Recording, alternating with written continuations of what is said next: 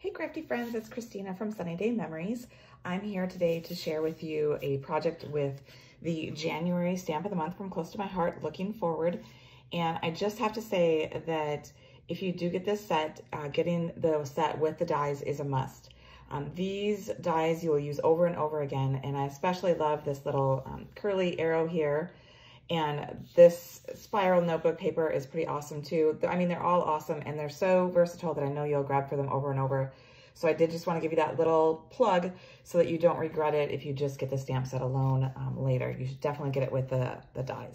So what we're going to be creating today is kind of an oldie project that I'm bringing back. I think this is such a fun one. On its face value, when you look at it like this, it doesn't look like much, but when the recipient takes it out of the envelope, they know that it something happens here. You can see there's a slit and something's coming out of it. Before I go ahead and open it, I do want to show you it does fit in a standard size envelope.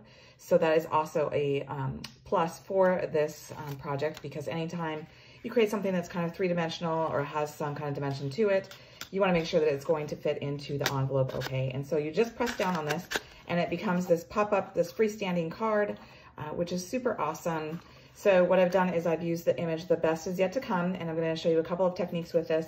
And then on the back side, a portion here where it has the adventures. So what I was kind of thinking is that this is an awesome thing that you could do for birthdays, because the best is yet to come and you do have adventures in the year. It could be a goal setting thing and something that's visual that you see, and you could put your goals here. It'd be awesome for a graduation card. So I know sometimes when people look at this set, they think it's just like a scrapbooking stamp set, but it does have a lot of versatility for card making as well. So let's go ahead and get started creating this fun card. So the pieces that you're going to need, the base for it, I'm using our toffee, and it measures 4 1/4 inches wide, the standard size, the 4 1/4, you know, by 5 1/2 we normally do for our cards, for an A2 card, and then it's 11 inches long. And so then what I've done is I've scored it at 1 inch, 2 3/4, 3 3/4, 5 1/2, which is that standard size card there. And then you're just doing those same dimensions the other way. So then it's going to end up being, so we have the 5 1/2, 7 1/4, 8 1/4, and then finally 10. So then what you're gonna do is this middle spot here, this 5 1/2, we wanna just go ahead and kind of fold on here so we can see where that's at, because we're gonna bring our paper trimmer in and we are going to cut a little slit. And that is going to be for this portion here to come through easily and without any issue. So let me get my paper trimmer here so you can see. So basically what we're going to be doing is we are going to be making a slit in here. So there's just a 3/4 inch portion of the card remaining here and a 3/4 inch here. And so since this is 4 1/4 across, we will start by having it be being 3/4 inch from the edge there. So you're gonna want to use your grid here that you have on your paper trimmer, on the actual ruler portion of your paper trimmer. So I'm gonna turn mine horizontal here, because then that way I can see it better and work with it.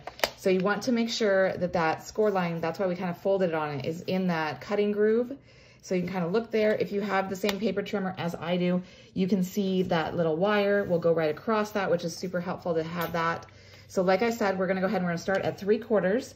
So I'm not sure if you can really see it because it's really small, but I'm lining up the little raised portion of my blade here so that it's on here at 3/4.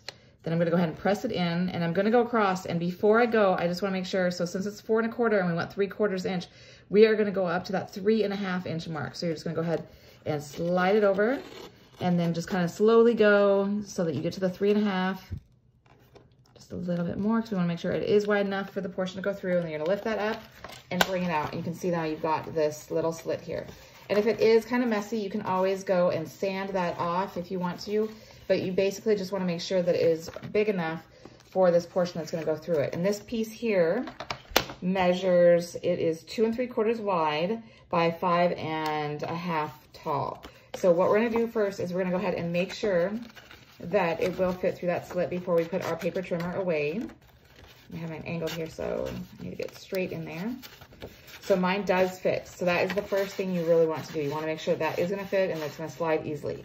And then you can go ahead and put your paper trimmer to the side, because now we're going to start building the elements to it.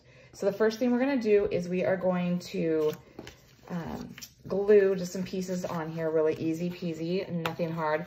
So I've got 2 pieces of white daisy that I'm doing that I'm going to back put it on here with the toffee so that way I can decorate it. And so it's gonna go on either side of that. So it's just slightly smaller than that toffee piece. So it measures 2.5 wide by 5 1/4 tall. So we've got those two pieces. I'm just gonna set those to the side. Then we've got a piece, I'm using our mix-in collection for my decorative papers. This is a piece here in the front of the card that I have backed behind my scallop circle. And this piece here measures 2.5 by 3.5. Then we have the pieces that are decorating the box portion of the card. So we've got these two wider ones, and then we've got the two skinny ones that go on the side. And these ones measure, let's see here, they are 4 inches long by 1.5 for the wide ones, and you've got 2 of those. And these ones are half as wide. These are 3/4 inch, and again, you have 2 of those, still 4 inches long. And then the rest are just die cuts that we're gonna be working with. I'm using 4 of the 5 die cuts. So we've got the little banner, you've got the scallop circle, we've got 2 of these little curly arrows because I really love these. And we've got the notebook paper here that we've stamped. So what we're gonna do first is to create kind of the illusion of having more cardstock on here when we don't really want to add a lot of bulk to it, because since it slides into itself, we don't want to have a lot of bulk so that it's hard to put into that envelope. What you do is you just go ahead and swipe the edges with your black ink pad. So that is exactly what we're going to do. Okay, so I am finishing swiping all of the edges of the pieces I showed you, the 2 white daisy, all the pattern papers, and that's it. So the die cuts, you're not going to do it, and you're not going to do it for the toffee. So, and what I also did, and I wanted to point out, is in my sample, I used the plaid version. I flipped it over, and I'm going to do the dotted side just to show kind of a difference. And so I would recommend that you do kind of just give it a minute to dry after you've gone ahead and swiped the edges, just because you don't want to get any extra ink on anything else. You might also want to take a baby wipe or wash your hands just to make sure you don't have any excess ink on your fingers before you go ahead and continue on with your project. So once you've done that, then we're gonna go ahead and start gluing. So I'm gonna start by taking my white daisy and glue them to the toffee piece here. So nothing really special about this. You're just gonna go ahead and add them on so there's a slight border all the way around. So you got your one side. We're gonna do our second side. We're gonna get it all decorated before we go ahead and put it together and create the mechanics of the card. So that way it's ready to go. All right. So I would recommend, just because our cardstock, if you're not aware, our cardstock is 2-tone. So we've got the true color is the darker shade, with the backside being a little bit lighter. Hopefully that shows through. Oopsie, I think I just got a little bit of ink on there. So what I'm gonna recommend when you're working with this, it's very subtle, so the recipient might not even notice, but the front of the card is where I would have the true color be, since that's gonna be against the true color of the base, and then you'll have your lighter version on the back. Again, they probably won't notice, so if you don't think to do that, don't even worry about it. So then what we're gonna do is we're gonna go ahead and affix the pattern pieces to our base that creates the little box. And so these are where they're going to end up going, so you kind of have a visual. And I'm gonna go ahead and glue those on. So you won't have anything on the outer 2 panels on the top and the bottom here. Okay. So now you can see I've got those all glued on, and I've got it so that it's got a nice border of the toffee all the way around.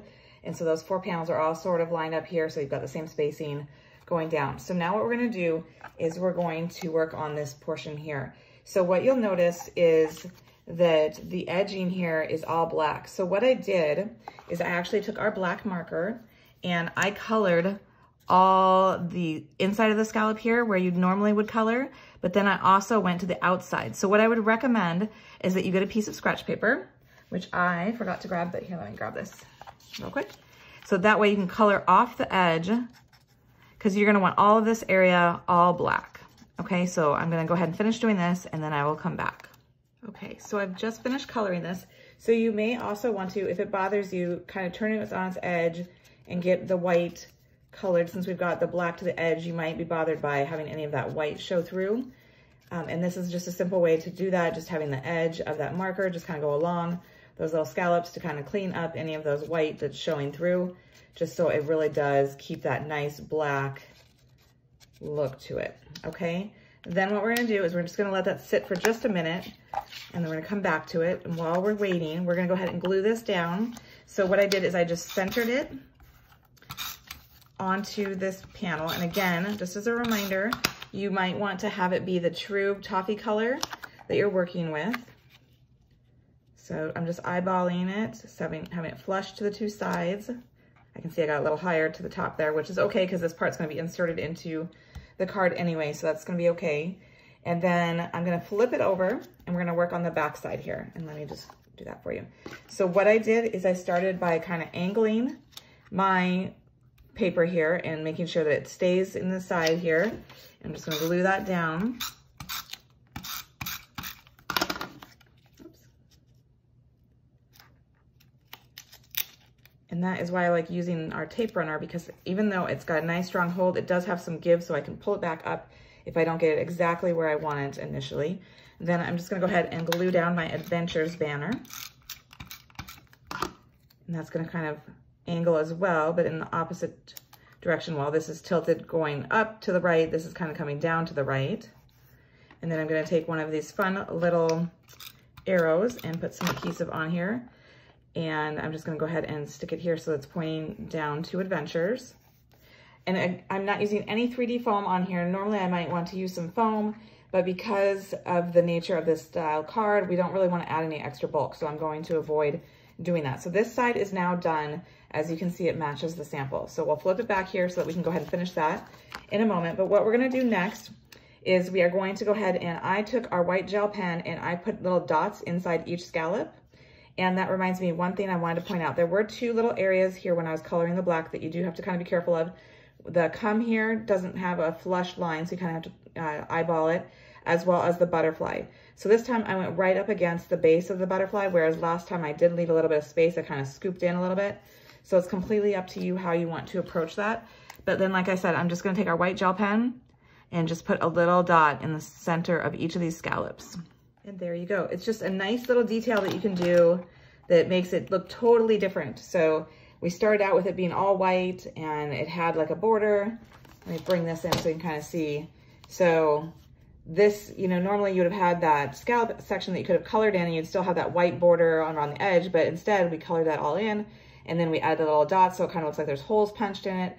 So it's just a really fun way to approach it in a different way. And so then the next little technique rather I'm gonna show you is I colored in my butterflies with our green shimmer brush. And then I actually took our liquid glass on top of it. So not only do I get that pretty sparkly look, but I also get a nice dimensional glossy look to it as well. So that is what I'm gonna do next. So I'm gonna go ahead and color those in. And then I will cover them with the liquid glass. Okay, so if you find that you're not getting as much of the color or the shimmer coming out of your brush as you'd like, you can go ahead and press these little push sides and more of the liquid's gonna flow out to the brush and allow you to get a deeper color as well as more of that glittery color to it. So just a little tip if you're not aware of that. Okay, so now I'm gonna go ahead and take my liquid glass and I'm just gonna go ahead and basically trace over the whole portion that I have colored in. And I'd kind of just do it in like in a dot formation to ensure that I don't get any air bubbles. If you do find that you get some air bubbles, just kind of pounce your nozzle of your liquid glass bottle on it to kind of pop that out. So that way you have a nice smooth finish to your butterfly. Okay, so then I'm gonna set those aside to dry. So that will take a little bit of time before we can go ahead and glue that on. That'll be like one of the last things that we glue onto our project. Right now what we'll do is we will go ahead and add this section to the card base, the little box portion, while that's drying. Okay, so as I told you, we're going to be going ahead and inserting this through that slit. So if you have a preference as to what side, I'm gonna have this be on the back side just because I got a little bit more ink on here than I wanted to, and I don't really want that to be a focal point. So I'm gonna have my front piece going through, coming this way. So you'll go ahead and insert your piece here, like so. And then what we're going to do is we are going to fold. I probably should have folded before I put this in here. Let's take that back out. We wanna fold and get good crisps folds along here. So if you have a bone folder, now would be a good time to grab that. Go ahead and get nice crisp folds on each of these. All the score lines.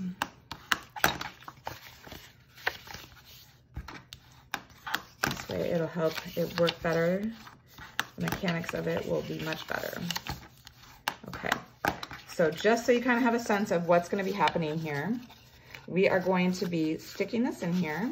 Again, we haven't decorated the front panel, so that's why it's easy to tell that this is going to be the front part of my card, which I just did it the wrong way. I want all that extra ink on the back. Not that it matters.